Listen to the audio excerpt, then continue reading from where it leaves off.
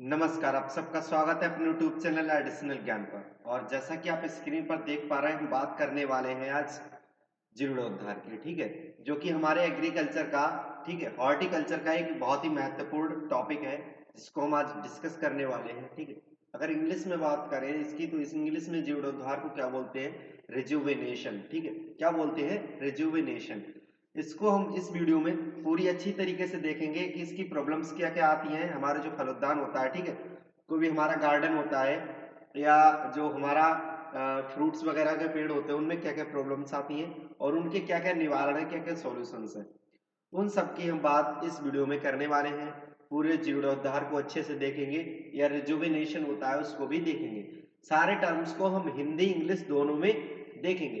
एक एक पॉइंट को हमने अलग अलग रखा है, और आप इसे चाहें तो अच्छे से चाहे स्क्रीनशॉट ले सकते हैं और इसे नोट भी कर सकते हैं, क्योंकि हमने बहुत ही शॉर्ट फॉर्म में आपके लिए नोट तैयार किए हैं, जिससे आप एग्जाम देने से अगर 5 मिनट पहले भी देख लेंगे तो आपके 5 नंबर कहीं जाने वाले नहीं है। ठीक है, पूरे पूरे आपको मार्क्स मिलने वाले हैं। इसके लिए करना क्या है, आपको बस चैनल को सब्सक्राइब करना है, वीडियो को लाइक करना है, और जो आपके दोस्त साथ के हैं उनको फटाफट वीडियो को शेयर कर देना है।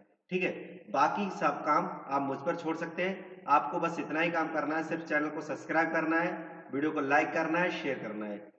बाकी आगे बढ़ते हैं वीडियो की तरफ, ज्यादा टाइम नहीं वेस्ट करते हैं। ठीक है, क्योंकि आपके पास भी टाइम कम है और मेरे पास भी टाइम थोड़ा सा कम है। तो नेक्स्ट बढ़ते हैं। नेक्स्ट आते हैं, सबसे पहले हम जीर्णोद्धार की बात करेंगे।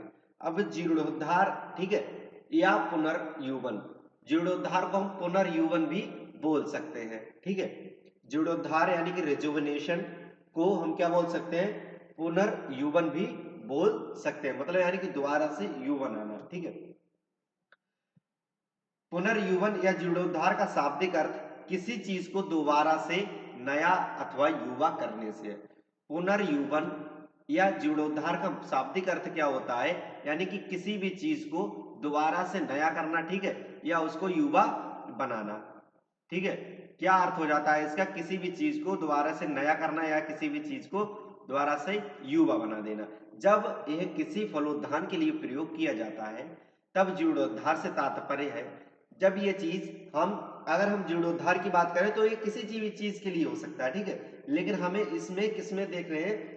फलोद्यान के लिए देख रहे हैं। जो हमारे फल वाले वृक्ष होते हैं, ठीक है, बगीचा होता है, हम उसकी बात कर रहे हैं, यहाँ पर बाग की बात कर रहे हैं। तो उसके टर्म में हम इसे कैसे देख सकते हैं उसकी बात करेंगे। वैसे जीर्णोद्धार हम किसी भी चीज का कर सकते हैं, कोई इमारत हो उसका भी कर सकते हैं, या कोई वस्तु हो, चीज हो, किसी भी चीज का जीर्णोद्धार कर सकते हैं, मतलब यानी कि उसको दोबारा से रिपेयरिंग करके नया करना। ठीक है, क्या कहलाता है? जीर्णोद्धार कहलाता है, पुनर्युवन कहलाता है, या रिजुविनेशन कहलाता है। जीर्णोद्धार से तात्पर्य है पुराने फल वृक्षों को जो अच्छी फसल नहीं देते हैं को फलत में लाना। यानी कि जो हमारे वृक्ष है, ठीक है, पुराने हो चुके हैं, जिनकी एज काफी हो चुकी है और वो अच्छी फसल नहीं देते हैं, उनको फलत में लाना। या काफी बार होता है, जो आपने देखा होगा कि हमने नया प्लांट लगाया है, एक बार उसने सही से फल दिए, उसके बाद वो फल नहीं दे रहा है, या हमने जो नया प्लांट लगाया है, ठीक है, वो फल ही नहीं दे रहा है, तो उसमें कुछ ना कुछ कमी होगी, तभी वो हमारा प्लांट फल नहीं दे रहा है। तो उसी चीज को, ठीक है, क्या करना है अपन को? उसका सॉल्यूशन करना है। ठीक है, जो भी प्रॉब्लम हो रही है उसको क्या करेंगे? सॉल्व करेंगे। उससे क्या होगा? जो प्रॉब्लम क्रिएट हो रही थी उसे हम अगर सॉल्व कर देंगे तो हमारा जो भी वृक्ष है, ठीक है, जो भी प्लांट है, वो हमारा फल देने लगेगा। तो जीर्णोद्धार से तात्पर्य है पुराने फल वृक्षों को जो अच्छी फसल नहीं देते हैं को फलत में लाना। फलत में लाना मतलब यानी कि उनसे फल प्राप्त करना, फ्रूट्स प्राप्त करना। नेक्स्ट पॉइंट देखिए, पुराने फल वृक्षों में प्राय पोषक तत्वों की कमी, शाखाओं का सूखना, परजीवी पौधों का उगना, रोग व्याधियों का प्रकोप। रोग व्याधि यानी कि जो डिजीजों का होना, ठीक है, डिजीज मतलब बीमारियों का होना, शाखाओं का सड़ना आदि अनेक समस्याओं का आगमन हो जाता है। अब जो हमारे पुराने फल वृक्ष होते हैं उनमें सामान्यतः क्या हो जाता है, जैसे अभी हमने आपको बताया था कि उनमें जो पुराने वृक्ष होते हैं उनमें ज्यादा ये प्रॉब्लम्स क्रिएट हो जाती है। ठीक है, तो उसी का हम क्या करेंगे? यहाँ पर निवारण करेंगे, सॉल्यूशन करेंगे, समाधान करेंगे। ठीक है, पोषक तत्वों की कमी हो जाती है, जो हमारे पुराने प्लांट्स होते हैं, ठीक है, लगे रहते हैं वो जमीन पर एक जगह पर, तो वो क्या करते हैं? जमीन के पोषक तत्वों को खींचते रहते हैं और उनमें पोषक तत्वों की कमी होने लगती है। शाखाओं का सूखना, शाखाएं सूखने लगती हैं। जो परजीवी पौधे होते हैं वो उन पर उगाते हैं। आपने कई बार देखा होगा अमर बेल वगैरह प्लांट्स पर उगाती है, लेकिन वो अपना फूड कहाँ से अब्जॉर्ब कर रही है? जो हमारा मेन प्लांट लगा हुआ है, ठीक है, होस्ट प्लांट है, उसी से अपना फूड क्या करती है? एब्जॉर्ब करती है। रोग व्याधियों का प्रकोप, यानी कि जो भी डिजीजेस होती हैं, ठीक है, इंसेक्ट्स होते हैं, कीड़े मकोड़े होते हैं, उनका बहुत ज्यादा प्रकोप हो जाना, ठीक है। शाखाओं का सड़ना, शाखाएं भी सड़ने लगती हैं। अनेक समस्याओं का आगमन हो जाता है, ठीक है। इन सबको हम देख रहे हैं, इसकी एक लिस्ट अच्छे से देख लेंगे, उसके बाद उनके निवारण भी देखेंगे, जो कि आपको पूरी आशा करता हूं कि पूरी हेल्प देंगे। उसके लिए बस आपको जो मैंने काम बताया है सिर्फ इतना ही करना है। चैनल को सब्सक्राइब कर देना है, वीडियो को शेयर कर देना है, लाइक जब करना है जब वीडियो आपको अच्छी लगे तब, ठीक है। कुछ समझ में आए तब आपको क्या करना है? वीडियो को लाइक करना है। कोई चीज समझ नहीं आती है तो क्या करना है? कमेंट करना है, ठीक है। कमेंट करके आप पूछ सकते हैं, या कोई ऐसा टॉपिक है जो आपको समझ नहीं आ रहा है, आप वो भी कमेंट करके हमसे दोबारा से पूछ सकते हैं, ठीक है। नेक्स्ट बढ़ते हैं आगे। नेक्स्ट बात करते हैं पुराने फल वृक्षों की समस्याएं। अब जो हमारे पुराने फल वृक्ष होते हैं उनमें समस्याएं क्या क्या आ जाती हैं, उनकी हम यहाँ पर बात करने वाले हैं, ठीक है। जैसे घनारोपण, अब हमने प्लांटिंग तो कर दी, लेकिन हमें उसके स्पेस की पता ही नहीं है कि हमें कितने दूरी पर प्लांट को लगाना है, ठीक है। हमने प्लांट्स को पास पास में लगा के रख दिया है। अब छोटा पौधा था तब तो हमें लग रहा था कि काफी दूरी पर हमने लगा दिया है, लेकिन जैसे जैसे प्लांट बड़ा होगा, ठीक है, पुराना होगा, ठीक है, उसकी एज बढ़ेगी, प्लांट स्पेस ज्यादा घेरेगा, ठीक है, ज्यादा जगह में होगा, तो क्या होगा? वो घना हो जाएगा। अब घना रोपण की वजह से भी ये समस्याएं क्रिएट हो जाती हैं, जिससे हमें जीर्णोद्धार की करने की आवश्यकता पड़ती है, एयर रीजेन्युइनेशन की आवश्यकता पड़ जाती है, ठीक है, डेंस प्लांटिंग से भी। अब हमने यहाँ पर सिर्फ आपके लिए जो मेन टॉपिक है, ठीक है, जो आप टाइटल डालते हैं मेन टॉपिक, उसमें हेडिंग डालते हैं, ठीक है, मेन हेडिंग हमने आपके लिए यहाँ पर रखी है, और उसको मैं आपको डिटेल में अच्छे से बताता जाऊंगा, जिससे कि आपको क्या करना है, अगर आप चाहें तो इसके स्क्रीनशॉट भी ले सकते हैं, इसे आप चाहें तो एक छोटे से कागज के टुकड़े पर भी नोट करके रख सकते हैं, जो कि आपको एग्जाम के टाइम पे बहुत बड़ी हेल्प देने वाला है, ठीक है। घनारोपण, जिसे इंग्लिश में डेंस प्लांटिंग भी बोलते हैं, ठीक है। आप समझ हिंदी में जाइए, वैसे आप जिसमें लिखना चाहें, जिस भी लैंग्वेज में, हिंदी में, इंग्लिश में, ठीक है, और अदरवाइज जो भी आपकी लैंग्वेज है उसमें भी नोट कर सकते हैं, ठीक है। घनारोपण यानी कि पौधों को बहुत पास पास लगा देना। अव्यवस्थित रोपण, यानी कि प्लांटिंग विदाउट सिस्टम। अब हमने पेड़ पौधे लगा तो दिए, लेकिन हमें उनका कोई सिस्टम पता ही नहीं है कि किस सिस्टम से हमें लगाना है, ठीक है। अव्यवस्थित तरीके से लगा दिए, कोई प्लांट कहीं लगाया, कोई कहीं लगाया, कोई पास लगाया, कोई दूर लगाया, ऐसा करने से भी क्या हो जाता है? कई बार प्रॉब्लम्स क्रिएट हो जाती हैं, ठीक है। नेक्स्ट थर्ड पॉइंट आता है हमारे निराई गुड़ाई ना करना। अब क्या होता है, कई बार हमने प्लांट तो लगा दिए, ठीक है, बगीचा पूरा तैयार करना, बगीचे में पेड़ लगाना बहुत आसान है, लेकिन उसका मेंटेनेंस करना बहुत मुश्किल पड़ जाता है। अब निराई गुड़ाई यानी कि lack of weeding and hoeing, ठीक है, ये बहुत ज्यादा प्रॉब्लम क्रिएट करता है, क्योंकि समय पर लेबर ना मिल पाने से भी निराई गुड़ाई की कमी रहती है, ठीक है। और बाग कोई छोटी एरिया तो होता नहीं है जिसमें आप अकेले लगे रहेंगे, उसके लिए हमें एक बड़े लेबर की आवश्यकता पड़ती है, ठीक है, या फिर हमें मशीन्स की आवश्यकता पड़ती है, जिससे हमें निराई गुड़ाई वहां करना जरूरी होता है, ठीक है। इसकी वजह से भी समस्याएं क्रिएट हो जाती हैं। फोर्थ हमारा पॉइंट आता है सधाई तथा काट छांट की कमी। सधाई काट छांट की कमी यानी कि lack of training and pruning. सधाई यानी कि पौधों को एक सही से शेप देना, और काट छांट मतलब यानी कि उनकी पत्तियों को और टहनियों को जो एक्स्ट्रा निकल रही है, ठीक है, जो पेड़ को बेडौल कर रही है, उनको काट देना, छांट देना एक समय पर। ये नहीं कि जब मन हुआ तब उन्हें काट छांट के फेंक दिया, ठीक है। सीजन के हिसाब से जो भी फसल आप कर रहे हैं, उस फसल को उस सीजन के हिसाब से आप उसकी कटाई छटाई कर सकते हैं, ठीक है। फिफ्थ पॉइंट है हमारा पानी के निकास की व्यवस्था ना होना, यानी कि लैक ऑफ वाटर ड्रेनेज, ठीक है। जो पानी की व्यवस्था है, कई बार क्या होता है कि जहां पर हमने बाग लगा रखा है अपना, ठीक है, जहां पर फलोद्यान हमारा लगा हुआ है, वहां पर क्या होता है, पानी का निकास नहीं होता है, और वहां पर बहुत सारी मात्रा में पानी भरा रहता है, ठीक है। आप नहर के पास में या नदी के पास में फलोद्यान लगा दिया, या कहीं ऐसे एरिया में है जहां पर मतलब पानी बरसता है तो ज्यादातर वहां पे पानी भरा रहता है। इससे क्या होता है, वाटर ड्रेनेज नहीं हो पाता है और हमारे प्लांट्स को जो रूट्स है वो सड़ने लगती है, ठीक है, उसको न्यूट्रिएंट्स सही से नहीं मिल पाते हैं वहां पर, उसको जो नाइट्रोजन है, ठीक है, एटमॉस्फेयर से वो नहीं मिल पाती है, ठीक है, बहुत सारी प्रॉब्लम्स क्रिएट हो जाती हैं।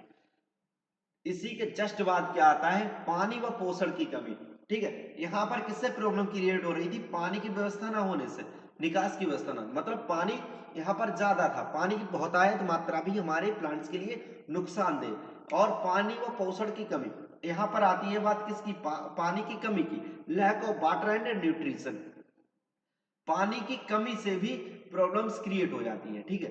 पेड़ पौधे जहां पर हमने लगा रखे हैं वहां पर सबसे पहले किसकी व्यवस्था होना चाहिए, पानी की, ठीक है, जल की व्यवस्था होनी चाहिए, वाटर की व्यवस्था होनी चाहिए। जो हम प्लांट्स लगा रहे हैं, ठीक है, कोई भी प्लांट्स हो उसके लिए सबसे पहले क्या चाहिए, वाटर चाहिए, ठीक है। मनुष्य जितने भी सजीव प्राणी है सबको किसकी आवश्यकता पड़ती है, पानी की आवश्यकता पड़ती है जीवित रहने के लिए, ठीक है। तो वहां पर पानी की भरपूर पोषण और पोषक तत्व भी वहां पर होने चाहिए, उनकी कमी ना हो, कमी होने पर भी ये प्रॉब्लम्स क्रिएट हो जाती है। कीट व्याधियों का आक्रमण, यानी कि attack of insects and diseases. अब क्या होता है, कई बार कीट और व्याधियां मतलब बीमारियां, ठीक है, इनका आक्रमण हो जाता है हमारे प्लांट्स पर। अब कुछ बीमारियां ऐसी होती हैं जो हमें ऊपर से दिखाई तो देती है, ठीक है, कि मतलब पेड़ हमारा डैमेज हो रहा है। कुछ बीमारियां होती है जो हमारे प्लांट्स को अंदर ही अंदर खाती रहती है, बेकार करती रहती है, ठीक है, डैमेज करती है। अटैक ऑफ इंसेक्ट, कुछ इंसेक्ट होते हैं जो प्लांट्स के पत्तों को नुकसान पहुंचाते हैं। कुछ इंसेक्ट्स ऐसे होते हैं जो हमारी रूट्स में बैठे होते हैं प्लांट की, ठीक है, जो प्लांट्स की रूट में बैठ के रूट को काट रहे होते हैं। तो क्या होता है, ये भी प्लांट्स को नुकसान पहुंचाते हैं, प्लांट्स हमारा डैमेज कर देते हैं। नेक्स्ट पॉइंट आता है निम्न स्तर की किस्में लगाना, यानी कि कुछ ऐसी फसल होती हैं जो हम लगाते हैं लेकिन उनमें कैसी निम्न स्तर की किस्में लगा देते हैं, यानी कि planting of the inferior variety. जो हम वैरायटी लगा रहे हैं अपने फलोद्यान में वो बहुत ही लो क्वालिटी के लगा रहे हैं, सस्ते पौधे लाके हमने अपने बागान में लगा दिए। कैसे हमने कैसे पौधे लगा दिए, सस्ते पौधे लाके हमने अपने बागान में प्लांटिंग कर दी, ठीक है। सोच रहे थे मतलब पेड़ ही तो लगाने, लाके सस्ते पौधे हमने वहां पर लगा के रख दिए।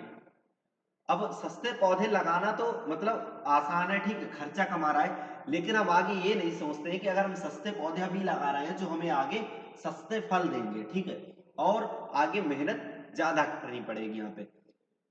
नेक्स्ट आता है जंगली पशुओं का आक्रमण, ठीक है।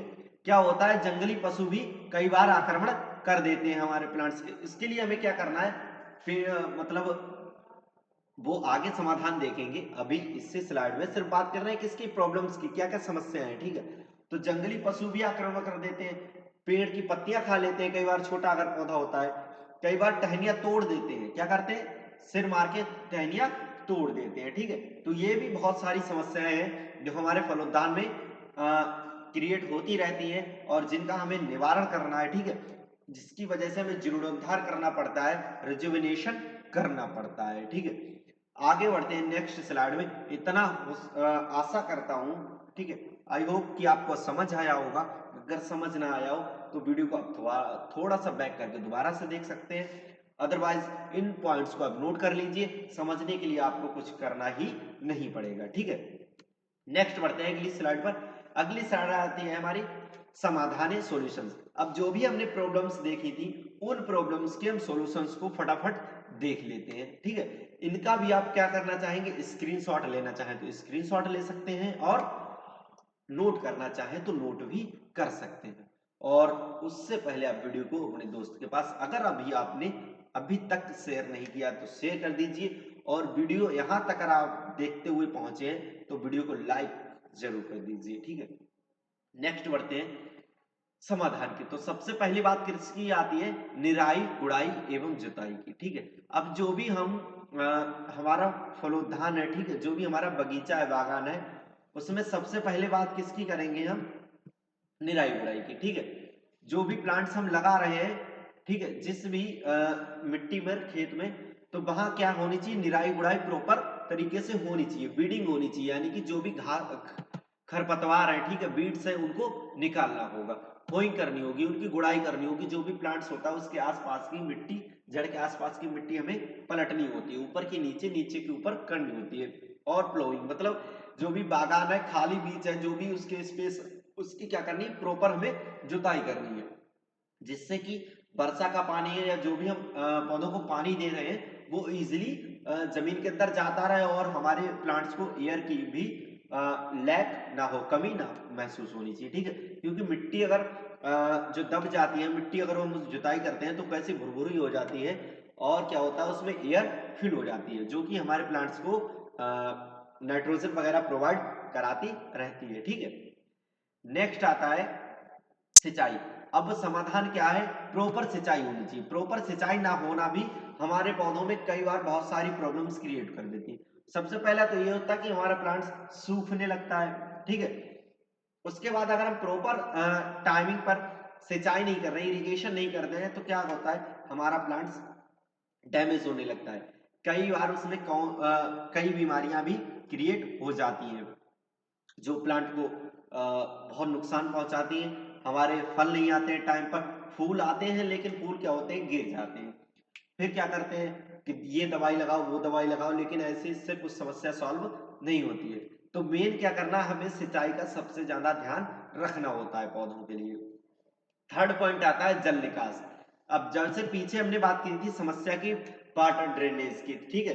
तो वहां वही बात, यहाँ पर हम समाधान उसकी क्या बात करेंगे कि जो भी हम जहां पर भी बाग लगा रहे हैं तो पहले हमें ध्यान रखना चाहिए वहां पर कि पानी निकलने की अच्छी व्यवस्था होनी चाहिए। अगर बारिश ज्यादा हो भी जाती है तो हमारे बाग से, ठीक है, जो भी फलोद्यान है हमारा, उससे क्या वाटर ड्रेनेज अच्छा होना चाहिए वहां से, ठीक है। फोर्थ पॉइंट है खाद यानी मैन्योर।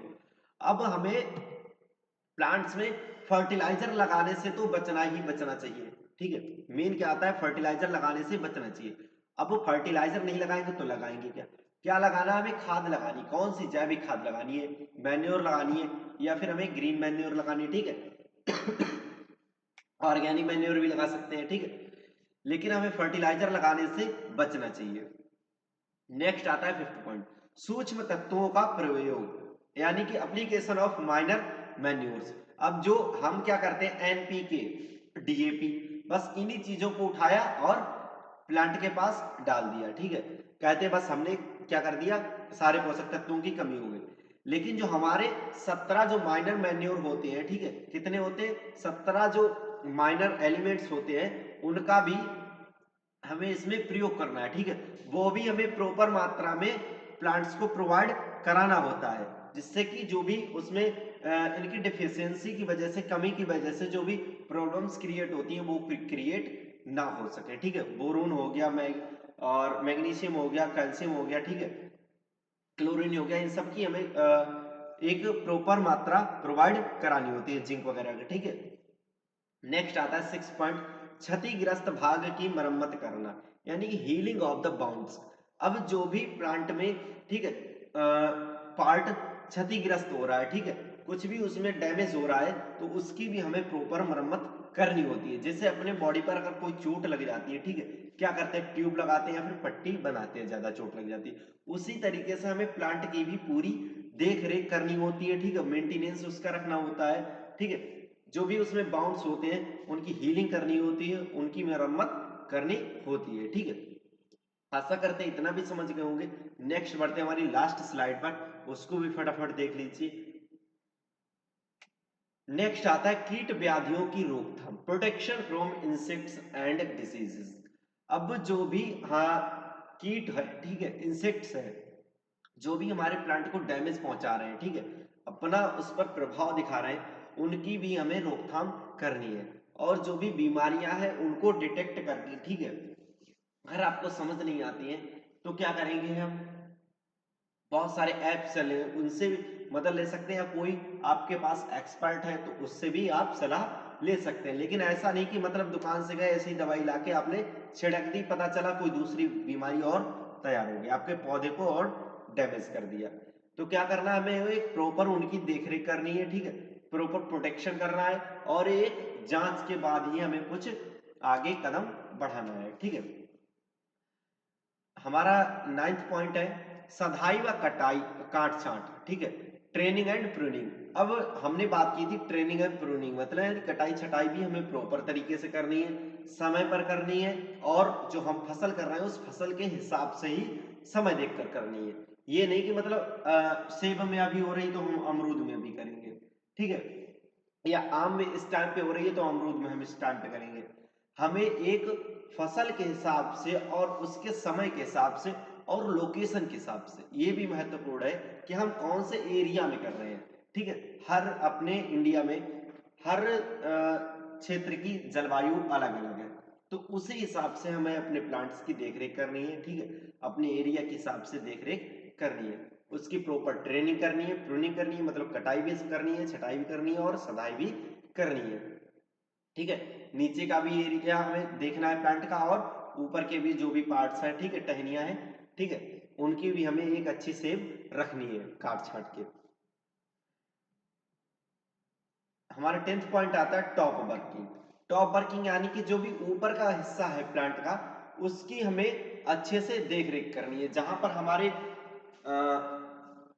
फ्लावर्स आते हैं, ठीक है, फ्रूट्स आते हैं, जो भी सूट्स होती हैं, हमारी नई नई पत्तियां जहां पर निकलती हैं, उसकी भी एक टॉप वर्किंग हमें अच्छे से करनी होती है, जिससे कि हमारा जो प्लांट्स है, ठीक है, नई पत्तियां जो निकल रही हैं उनमें तो कोई मतलब बीमारी नहीं है, अगर कोई बीमारी है तो उसे डिटेक्ट करो पहले, ठीक है, उसके बाद उसे प्रोटेक्ट करो। तो टॉप वर्किंग भी इसमें बहुत इंपॉर्टेंट रोल रखता है। लास्ट पॉइंट हम आता है वायुरोधी और बाढ़, विंड ब्रेक एंड हेज। अब ये किस लिए होता है, ये आता है विंड ब्रेक, ठीक है, विंड ब्रेक की सबसे पहले बात करेंगे वायुरोधी की, यानी कि तेज हवा चलना, आंधी आना, ठीक है, इससे हमें अपने बाग को प्रोटेक्ट करना है, क्योंकि फल वाले जो वृक्ष होते हैं सामान्यतः छोटे होते हैं, ज्यादा ऊंचे कद के नहीं होते हैं, लेकिन उनकी टहनियां बहुत बीच में फैली हुई होती है, तो पेड़ नीचे से तो छोटा होता है लेकिन ऊपर बहुत भारी होता है, अगर तेज हवा चलेगी तो पेड़ हमारा गिरने का भी डर रहता है और टूटने के भी काफी चांस रहते हैं। उसके लिए हमें क्या करना है, अपने जो भी फलोद्यान है, हमारा बाग है, उसके चारों तरफ हमें लिप्टिस के पेड़ हो गए या फिर पॉपुलर हो गई, ऐसे पेड़ों की हम क्या लगा सकते हैं, एक मेड़ पे मेड़ा लगा सकते हैं, ठीक है, उनसे विंड ब्रेक टाइम में उन्हें लगा सकते हैं। बाढ़ की बात करें, बाढ़ यानी हेज, इसे भी लगाना आवश्यक है, जैसे कि हमने बात करी थी किसकी, जंगली जानवरों की। अब जंगली जानवरों से बचने के लिए इस टाइम तो काफी मतलब जंगली गाय वगैरह है, इनसे हमें प्रोटेक्ट करना पड़ता है फसल को, तो उसके लिए क्या लगाते हैं, जाली लगा देते हैं, ठीक है। जाली ना लगाकर आप क्या कर सकते हैं, अगर आपका फलोद्यान है, ठीक है, कोई बगीचा है, उसमें आप करौदा के पेड़ हो गए, ठीक है, झाड़ी नुमा जो भी पेड़ है कांटेदार, उन्हें आप किनारे किनारे लगा सकते हैं, जो आपका विंड ब्रेक का भी काम करेंगे और किसका, आपको फसल भी देंगे, और उनकी वजह से कोई एनिमल जो भी बाहरी जानवर है वो भी नहीं आएगा, और कोई फालतू इंसान भी अंदर नहीं आ सकता है, और आपको मतलब फल भी मिलेंगे, ये आपको बेनिफिट हो जाए। 2 साल आपको गैप रहेगा, ठीक है, 2 साल के बाद आपको फसल मिलनी शुरू हो जाएगी, ठीक है, वो आपकी एक्स्ट्रा इनकम हो जाएगी, क्योंकि आपको उनमें कुछ खास देखरेख करनी नहीं हुई, वो बल्कि वो आपके बगीचे की देखरेख फुल करेंगे, ना कोई बाहर से एनिमल आने का और ना ही कोई मतलब तेज हवा आपके बगीचों को नुकसान पहुंचा सकती है, और ना ही कोई ऐसा कोई इंसान या जानवर जो आपकी विदाउट परमिशन अंदर आ सकता है, ठीक है। अब यहीं पर वीडियो समाप्त होती, तो आशा करते हैं आपको समझ आई होगी, और वीडियो आपने पूरी देखी तो इसके लिए बहुत बहुत धन्यवाद, और वीडियो को लाइक जरूर कर दीजिए, शेयर कर दीजिए, और चैनल को अगर अभी तक सब्सक्राइब नहीं कर दिया तो सब्सक्राइब कर लीजिए, और आपको कोई टॉपिक समझ नहीं आता तो कमेंट करके जरूर बता सकते हैं, ठीक है। और बाकी जो भी पेपर्स होते हैं एग्रीकल्चर के, वो सारे आपको हमारे चैनल पर मिलते रहेंगे धीरे धीरे, ठीक है। उसके लिए आपको क्या करना है, इस चैनल को सब्सक्राइब कर लेना है, नोटिफिकेशन वाला जो बेल आइकन है उसे दबा लेना है, जिससे कि हम जैसे ही आप पेपर अपलोड करें या कोई वीडियो अपलोड करें तो आपके पास तुरंत पहुंच जाए। फिर मिलते हैं एक नई वीडियो में, तब तक के लिए जय हिंद।